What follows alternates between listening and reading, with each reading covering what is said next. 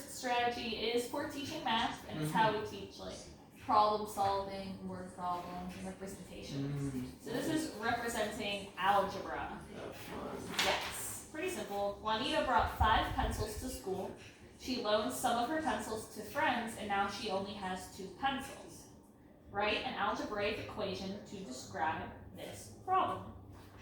So if you can look on my little sheet here, we broke up the sentences in different lines, and we start with 5 pencils, right? And how we represent this with drawings and letters, because we have to start to use letters with algebra, right? Yeah, algebra's got variables. So if 5 pencils is this long, she's got 2 left. How many more do we have over here? That's what we're trying to find. So that would be what in our equation? What are you trying to find? Variable. The variable. X, Y, Z, whatever. This one says X.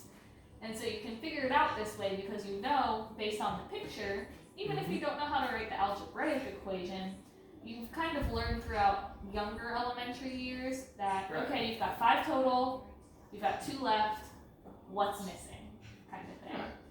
So you can either do 5 times 2, right? And find the X. But we're trying to get more and more advanced with this. And so you're trying to get them used to like algebra.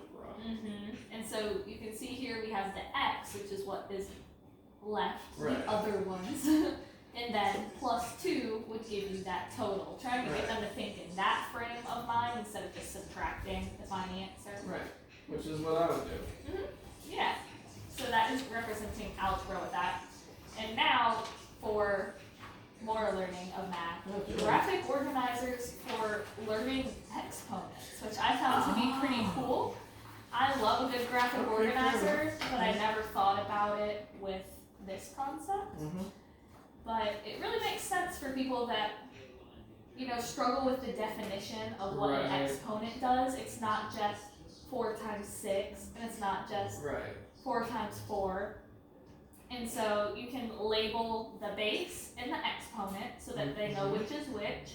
And in the little thought bubble is us framing our thoughts. Multiply the base by itself 6 times. And then underneath, write it all out. It's 4 to the 6th power, so 4, 1, 2, 3, 4, 5, 6 times. And then it's also teaching them how to break it down and solve it. Because some kids would look at that and be like, I don't know. Or they would try and go, 16 times 4 is this. That times 4 is this. That times 4. And that just gets stressful if they don't have a calculator and they're already struggling with that long I math. would have seen this and just reach for a calculator. I wouldn't even think about doing that. Exactly. But they broke it down even further. Okay, we know 4 times 4 is 16. Okay, we see that again, that's 16. We see that again, that's 16. And so now it's 16 times 16 times 16, which is only 3 multiplication variables. They're not fun to multiply, but... They're not fun, but it's more manageable. Teaching them to really take that 4 to the 6th power, break it up, and then swish it back down into one answer. If that makes sense. Do you think this would help you guide your thinking if you were learning about exponents for the first time? Yeah. It's cool that the teachers tell you what it is and give examples, but some students don't get it right away. Yeah, some students don't get it right away. And this is something that can help guide your thinking. That's it.